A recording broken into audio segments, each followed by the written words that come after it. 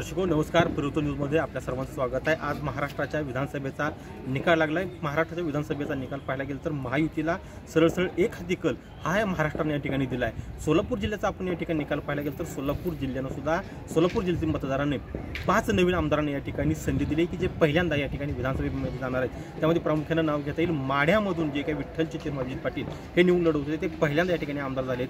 30 वर्षापासून त्या ठिकाणी असणारं बबनदादा शिंदे यांचं काय राजकीय वर्चस्व संपूर्ण अभिजित पाटील यांना यश मिळाले आणि नवखा आमदार म्हणून अभिजित पाटील हे पहिल्यांदा माढा मतदारसंघातून विधानसभेत जाणार आहेत। त्याच पद्धतीने मोहोळ मतदारसंघातील मतदारांनी सुद्धा नवीन आमदार या ठिकाणी दिला आहे। त्या ठिकाणी विद्यमान आमदार यशवंत माने यांचा पराभव झाला आहे। राजू खरे हे राष्ट्रवादी शरद पवार गटाचे नवीन आमदार आहेत। त्या ठिकाणी मोहोळ तालुक्याच्या राजकारणामध्ये राजन पाटील यांचं काही जे राजकीय वर्चस्व होतं त्या राजकीय वर्चस्व थांबवण्यात राजू खरे यांच्या माध्यमातून यश आले दिसून येते। राजू खरे यांच्या माध्यमातून नवीन चेहरा मोहोळ मतदारसंघातल्या मतदारांनी विधानसभेत पाठवला आहे। त्याच पद्धतीने सांगोला मतदारसंघामध्ये जर आपण पाहायला गेलं तर सांगोला मतदारसंघामध्ये बाबासाहेब देशमुख शेकापचे जे काही नेते शेकापच्या माध्यमातून बाबासाहेब देशमुख हे पहिल्यांदा सोलापूर जिल्ह्यातून पहिल्यांदा आमदार म्हणून त्या ठिकाणी जाणार आहेत।